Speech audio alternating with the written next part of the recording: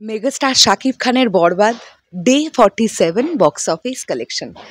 তোমরা অনেকেই বলেছিলে দিদি একটু নেচারের মধ্যে গিয়ে ভিডিও করো। দেখো আমাদের বাড়ির বাগান এটা, তো বাগানের মাঝখানেই এসে ভিডিওটা করার চেষ্টা করছি। তোমরা প্লিজ জানিও যে ব্যাকগ্রাউন্ডটা কেমন লাগছে, এটা জানিও। যদি তোমরা বলো যে ব্যাকগ্রাউন্ডটা ভালো লাগছে, আমি চেষ্টা করব এই ব্যাকগ্রাউন্ডে এসে ভিডিও তৈরি করার। এইবারে আমরা কথা বলি যে গতকালের ডেটে বরবাদের বক্স অফিস কালেকশন কীরকম কী হতে পারে। গতকাল ছিল শুক্রবার, অর্থাৎ বাংলাদেশের ছুটির দিন। আর ছুটির দিনে বরবাদ কিন্তু আবারও কালেকশনের দিক থেকে একটা জাম্প দেখেছে, যেটা জানতে পারা যাচ্ছে যে মাল্টিপ্লেক্স চেন থেকে বরবাদের গতকালের ডেটের বক্স অফিস কালেকশন হয়েছে মোটামুটি 8 থেকে 12 লাখ টাকার মধ্যে। 8 থেকে 12 লাখ টাকার মধ্যে একটা বক্স অফিস কালেকশন গতকাল গ্রস কালেকশন মাল্টিপ্লেক্স চেন থেকে করতে পেরেছে বরবাদ, যেটা হিউজ।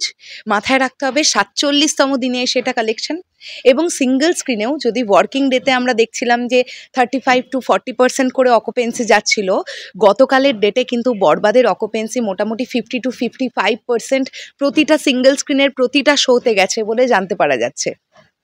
তো গতকালের ডেটে বরবাদ কিন্তু আবারও মোটামুটি 23 থেকে 25 লাখ টাকার একটা বিজনেস করতে পেরেছে। আমি খুব কম করেই প্রেডিকশন করছি, যদি আমার প্রেডিকশনটা যদি কম হয়ে যায় তাহলে আমি খুশি হব। মানে এটা যদি আমরা জানতে পারি ফাইনালি যে 30 থেকে 32 লাখ টাকার একটা গ্রস কালেকশন এসছে, তাহলে তো সেটা ওয়াও ফ্যাক্টর হয়ে যাবে, জাস্ট ওয়াও ফ্যাক্টর হয়ে যাবে। তো এরই মাধ্যমে কিন্তু মোটামুটি আমরা এবার বলতে পারি যে 82 কোটির গণ্ডির দিকে কিন্তু ধীরে ধীরে ঢুকে পড়ছে বরবাদ। ধীরে ধীরে 82 কোটির গ্রস কালেকশন শুধু বাংলাদেশ থেকে হতে চলেছে বরবাদের। 50তম দিনে এসে কি হবে?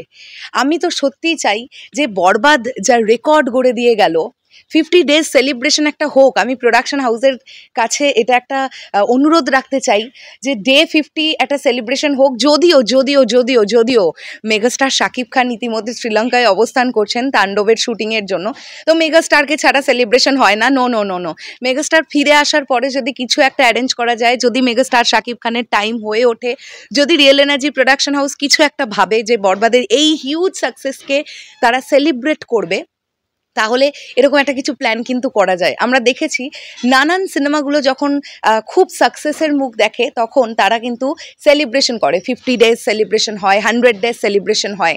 সো আমরা চাইবো বরবাদের ক্ষেত্রেও এরকম কিছু একটা হোক। এখনও বরবাদ বক্স অফিসে যে হোল্ডটা দেখাতে পারছে, এটা আনবিলিভেবল, এবং এটা বরবাদ বলেই সম্ভব। বরবাদে মেগাস্টার শাকিব খান আছেন বলেই এটা সম্ভব, নচেত সম্ভব হতো না। সিরিয়াসলি, নচেত এটা সম্ভব হতো না। যাই হোক, আমার মনে হয় রিয়েল এনার্জি প্রোডাকশন হাউস খুব একটা দারুণ এক্সপিরিয়েন্স নিল তাদের প্রথম ছবিটা থেকেই।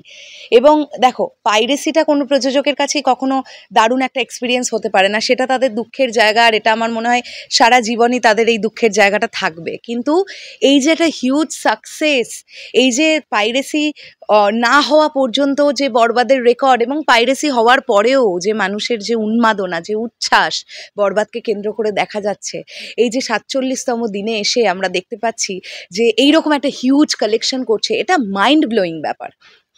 আমরা চাইবো real energy production house in future আমাদের কাছে এইরকমই দারুণ দারুণ আরও সিনেমা উপস্থাপন করতে থাকুক। তোমাদের কি বক্তব্য এই পুরো বিষয়টাকে নিয়ে কমেন্ট করে জানিও। আর অবশ্যই জানিও কিন্তু এই ব্যাকগ্রাউন্ডটা তোমাদের কেমন লাগছে। প্লিজ তোমরা যদি বলো এই ব্যাকগ্রাউন্ডটা ভালো, আমি কিন্তু তাহলে এখান থেকে ভিডিও করার চেষ্টা করবো, আমি যতগুলো পারবো। টাটা।